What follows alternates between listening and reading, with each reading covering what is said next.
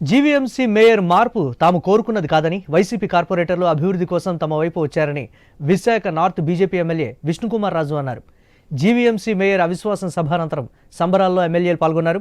త్వరలోనే మంచి మేయర్ను ఎన్నుకుంటామని అంటున్న ఎమ్మెల్యే విష్ణుకుమార్ రాజుతో మా ప్రతినిధి Raju face to face. YSR Congress party చేజారిపోయింది. గత 27 రోజుల క్రితం ఏదైతే మేయర్ మీద అవిశ్వాస తీర్మానానికి నోటీస్ ఇచ్చారో దాని ప్రకారం కూడా ఈరోజు 19వ తారీఖున జరిగినటువంటి అవిశ్వాస తీర్మాన సభలో కూటమి నాయకులు అయితే విజయం సాధించారు. మరి ముఖ్యంగా చూసుకుంటే గత 4 ఏళ్ల కాలంగా జీవీఎంసీ పేట మీద మేయర్గా ఉన్నటువంటి గొలగాని హరి వెంకట కుమారిని ఎప్పుడెప్పుడు పదవి నుంచి దించుదామా అని చెప్పి కూటమి నేతలు చేసినటువంటి ప్రయత్నాలు ఎట్టకేలకు ఫలించాయని చెప్పుకోవచ్చు. ఏదైతే 4 సంవత్సరాల పదవీ కాలం పూర్తయినంత వరకు వేచి ఉన్నటువంటి కూటమి నాయకులు 4 సంవత్సరాల పదవీ కాలం పూర్తయిన వెంటనే కూడా అవిశ్వాసానికి నోటీస్ ఇవ్వడం జరిగింది. ఇక ఆ రోజు నుంచి ఇప్పటి వరకు కూడా కూటమిలో బలాన్ని చేకూర్చే విధంగా ప్రణాళికలు వేయడంలో ఆ కూటమి నాయకులు అయితే వేసిన పథకాలన్నీ కూడా ఫలించాయి. ఈ నేపథ్యంలోనే ఈరోజు జరిగినటువంటి అవిశ్వాస తీర్మానం కూడా కూటమి నెగ్గించుకోవడం జరిగింది. మేయర్ని అయితే దించడం జరిగింది. అయితే ఈ పరిణామాలు ఒకసారి మొత్తంగా మనం చూసుకుంటే 2021లో జరిగినటువంటి గ్రేటర్ విశాఖ మున్సిపల్ కార్పొరేషన్ ఎన్నికల్లో అత్యధిక సీట్లు అయితే వైఎస్ఆర్ కాంగ్రెస్ పార్టీ చేజిక్కించుకొని మేయర్ స్థానాన్ని అయితే కైవసం చేసుకుంది. ఒక మహిళకి అయితే మేయర్ పదవిని అప్పుడే ముఖ్యమంత్రి జగన్మోహన్ రెడ్డి సూచనల మేరకు ఇవ్వడం జరిగింది. ఇక అప్పటి నుంచి కూడా జీవీఎంసీలో పేరుకి మేయర్ మహిళ అయినప్పటికీ కూడా మొత్తం ఆధిపత్యం అంతా కూడా పూర్తిగా వైఎస్ఆర్ కాంగ్రెస్ పార్టీ నాయకులే సాధించారని చెప్పి ప్రతి సందర్భంలో కూడా కూటమి నాయకులు ఆరోపణలు చేసిన పరిస్థితిని చూసాం. ఎప్పుడైతే 2024 ఎన్నికల్లో రాష్ట్రంలో కూటమి అధికారం చేపట్టిందో అప్పటి నుంచే విశాఖ మేయర్ పీఠ మీద కూడా కూటమి నాయకులు కన్నేశారు. ఎట్టి పరిస్థితుల్లో మేయర్ని మార్చడానికి అవసరమైనటువంటి పథకాలన్నింటినీ కూడా వేయడంతో పాటు మేయర్ని ఎలా దించాలి అనే దాని మీద పూర్తి స్థాయిలో పథక రచన చేసి బీజేపీ, టీడీపీ, జనసేన నాయకులందరూ కూడా ఒక తాటిపైకి వచ్చి అయితే శరవేగంగా రాజకీయ పరిణామాలను అయితే మార్చడం జరిగింది. వైఎస్ఆర్ కాంగ్రెస్ పార్టీలో అత్యధికంగా ఉన్నటువంటి కార్పొరేటర్లందరినీ కూడా తీసుకొని టీడీపీకి మద్దతుగా, జనసేనకు మద్దతుగా తీసుకురావడంలో విజయం సాధించారని చెప్పుకోవచ్చు. ఈ పరిస్థితుల్లో వైఎస్ఆర్ కాంగ్రెస్ పార్టీ కూడా అంతే స్థాయిలో ధీటుగా నిలబడినప్పటికీ కూడా చివరి వరకు అయితే నిలబడలేకపోయింది. దాంతో పదవిని అయితే కోల్పోయిన పరిస్థితి ఏర్పడిందని చెప్పుకోవచ్చు. పూర్తి పరిణామాలను అయితే ఒకసారి మనం పరిశీలిస్తే ఏదైతే రాష్ట్రంలోనే అత్యధిక ఆదాయం కలిగిన అతిపెద్ద కార్పొరేషన్గా ఉన్నటువంటి విశాఖ మున్సిపల్ కార్పొరేషన్, ఈ విశాఖ మున్సిపల్ కార్పొరేషన్ మీద కూర్చోవాలనేది అయితే కూటమి నేతల లక్ష్యంగా పెట్టుకున్నారు.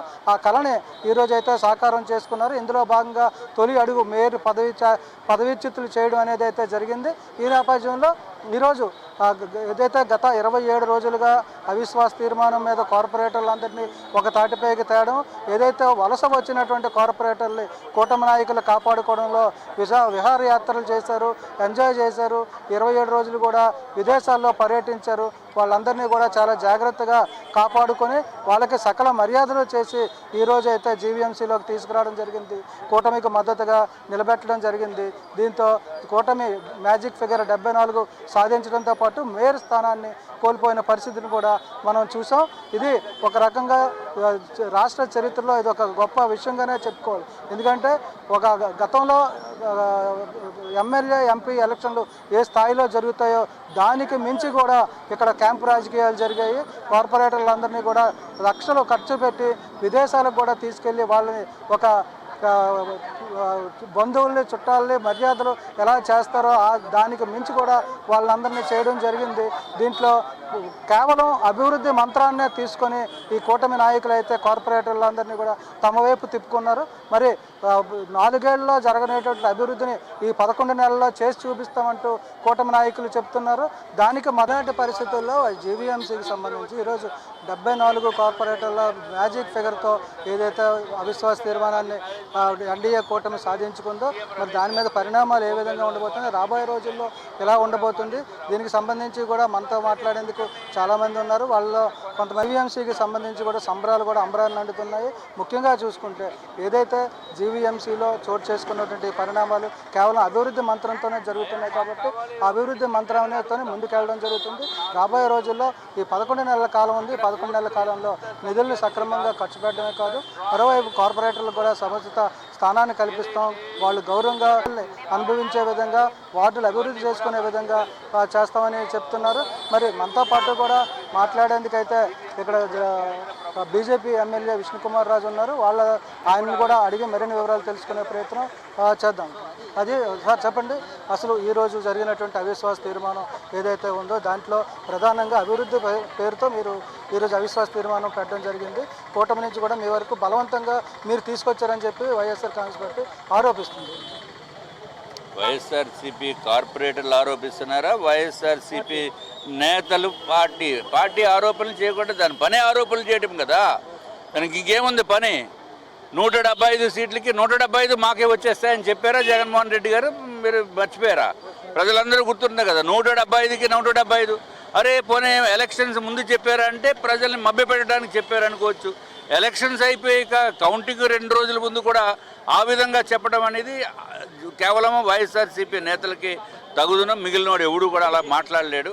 కాబట్టి ఎవరు కూడా బలవంతంగా ఎవరిని తీసుకురాలేదు. బలవంతంగా వైఎస్ఆర్సీపీ కార్పొరేటర్స్ని శ్రీలంకలో బలవంతంగా అక్కడ లాకప్ చేసినట్టు చేశారు. పాస్పోర్ట్లు కూడా బయటికి ఇవ్వకుండా వాళ్ళే తీసుకున్నారు. వాళ్ళు ఎట్లా వస్తారు ఇక్కడికి? అది దుర్మార్గపు పనులు చేసింది వాళ్ళు. మళ్ళీ 11 నెలలు ఉంది. ఈ 11 నెలల్లో మేయర్ని మార్చాల్సినంత అవసరం ఏమొచ్చింది? ఎందుకు ఈరోజు మీరు అవిశ్వాసానికి అంత పట్టుబట్టి మీ కూటమి మాట నెగ్గించుకోవచ్చు? ఇప్పుడు జగన్మోహన్ రెడ్డి గారు ఏమని చెప్పేవారు? 20 సంవత్సరాలు మేమే అన్నారా? అప్పుడు ప్రజలంతా ఓహో 20 సంవత్సరాలు వీడే అని అనుకున్నారు కదా. ఇప్పుడు ఏమైంది? అది ఎందుకు ముందు 20 సంవత్సరాలు ఈయన జగన్మోహన్ రెడ్డి గారి పరిపాలన అనుకున్నప్పుడు మళ్ళీ ప్రజలు 5 సంవత్సరాల్లోనే ఎందుకు బయటకు పంపించారు? సో ఇక్కడ ఎంత సమయం ఉందా అనేది ఇష్యూ కాదు, ఎంత సమయంలో ఎంత మంచి పనులు చేసేదానికి అవకాశం ఉందా అనేది దాన్ని బట్టి మనం డెసిషన్ తీసుకోవాల్సిన అవసరం ఉంది. అదేవిధంగా తీసుకోవడం రాబోయే రోజుల్లో అంటే ఈ నిధుల వినియోగం కావచ్చు, గతంలో జరిగినటువంటి అవినీతిని కావచ్చు, దీన్ని ఏ విధంగా మీరు బయటకు తీసుకుంటారు? అవినీతి అనేది కన్ఫర్మ్డ్గా ఉండి ఏదో ఊరికే కేవలము రాజకీయ ఆరోపణలు కాకుండా కనుక జెన్యున్గా కనుక ప్రైమా ఫేసియా కనుక ఉంటే తప్పనిసరిగా ఎంక్వైరీ చేయమని అడుగుతారు. ఏమని రాబోయే రోజుల్లో ఏ విధంగా ఉండబోతుంది? అంటే మీ మార్కు జీవీఎంసీ మీద ఎలా ఉండబోతుంది? చాలా బ్రహ్మాండంగా ఉంటుంది. అన్ని వార్డ్స్లో కూడా అభివృద్ధి పదంగా వాళ్ళకి కావలసిన నిధులు అందరికీ కూడా సమానంగా ఇచ్చే పరిస్థితి కూడా ఉంటుంది. Thank you. ఇది మొత్తంగా చూసుకుంటే ఏదైతే 27 రోజులుగా ఉన్నటువంటి ఉత్కంఠకి తెరపడిన నేపథ్యంలోనే రాబోయే రోజుల్లో తమ మార్కు అయితే ఖచ్చితంగా జీవీఎంసీ మీద ఉంటుంది. కూటమి ఏదైతే లక్ష్యాలు సాధించాలనుకుంటుందో ఆ క్రమంగా కూడా ముందుకు వెళ్తుంది అని చెప్పి బీజేపీ ఎమ్మెల్యే విష్ణుకుమార్ రాజు తెలియజేస్తున్న పరిస్థితి. వీడియో జర్నలిస్ట్ స్వామితో రాజు, ఐ న్యూస్, విశాఖపట్నం.